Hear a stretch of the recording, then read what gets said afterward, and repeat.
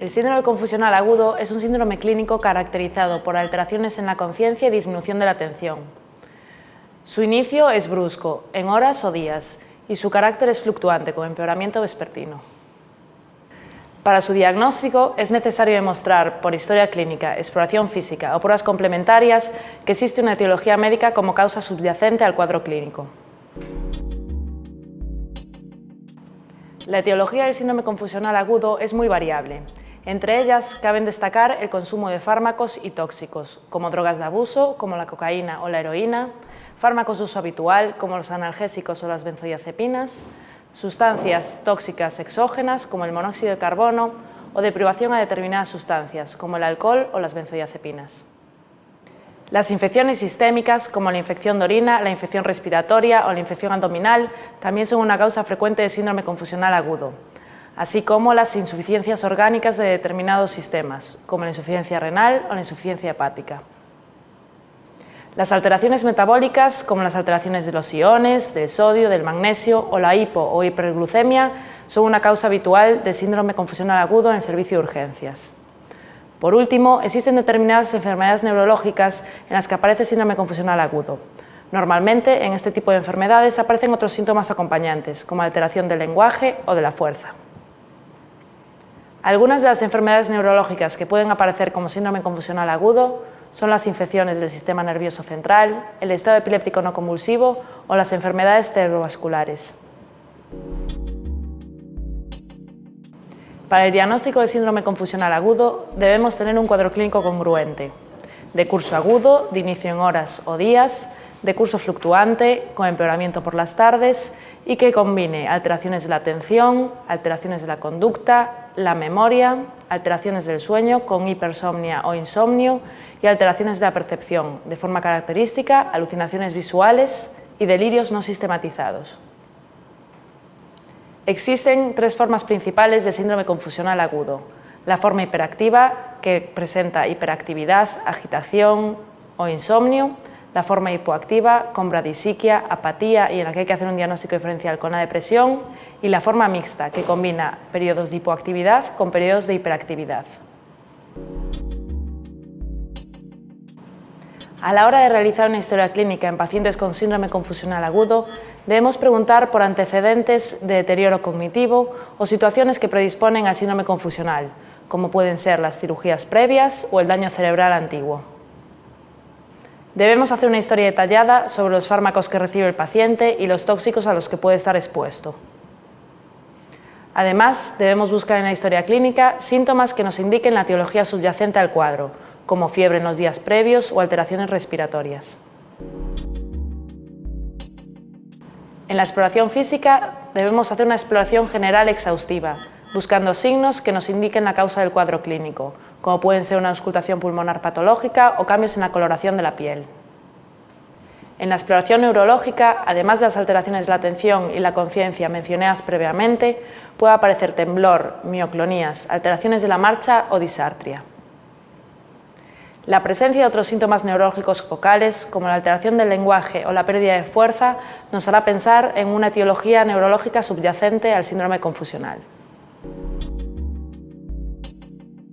En cuanto a las pruebas complementarias que debemos solicitar en un paciente con síndrome confusional agudo, es importante realizar un estudio bioquímico y un hemograma. Otras determinaciones analíticas, como la vitamina B12 o las hormonas tiroideas, se solicitarán dependiendo de la sospecha clínica. La gasometría arterial puede presentar hipercapnia o alteraciones del pH, que pueden aparecer en determinadas etiologías de síndrome confusional. Las determinaciones toxicológicas en sangre y orina y los niveles de fármacos, como el litio o la digoxina, se determinarán según la historia farmacológica del paciente. Un electrocardiograma, radiografía de tórax o análisis de orina se realizarán dependiendo de la historia clínica. Las pruebas de neuroimagen, fundamentalmente el TAC cerebral, se realizará cuando no hay una causa evidente de síndrome confusional o ante alteraciones en la exploración neurológica. Será necesario realizar una punción lumbar si hay una sospecha de meningoencefalitis o no hay causa obvia del síndrome confusional. Por último, el electroencefalograma nos sirve para confirmar el diagnóstico de estado epiléptico no convulsivo y para reafirmar la sospecha de determinadas encefalopatías metabólicas, como por ejemplo la aparición de ondas trifásicas en la encefalopatía hepática. En cuanto al diagnóstico diferencial, debemos tener en cuenta diferentes entidades. En primer lugar, la afasia, que es una alteración en la emisión y comprensión del lenguaje que puede aparecer en algunas enfermedades neurológicas, sobre todo en las enfermedades cerebrovasculares. La afasia tiene en común con el síndrome confusional agudo la presencia de un lenguaje incomprensible. Sin embargo, no aparecen alteraciones de la conciencia. Otra enfermedad con la que hay que hacer el diagnóstico diferencial es la demencia.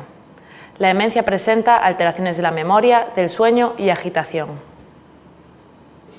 Sin embargo, el curso de la demencia es insidioso y no presenta alteraciones en el nivel de conciencia. En la depresión pueden aparecer alteraciones de la memoria, la atención y la concentración. La apatía se puede presentar en la depresión y también en la forma hipoactiva del síndrome confusional. Sin embargo, la depresión se caracteriza por un ánimo bajo y en ella la conciencia y la orientación son normales.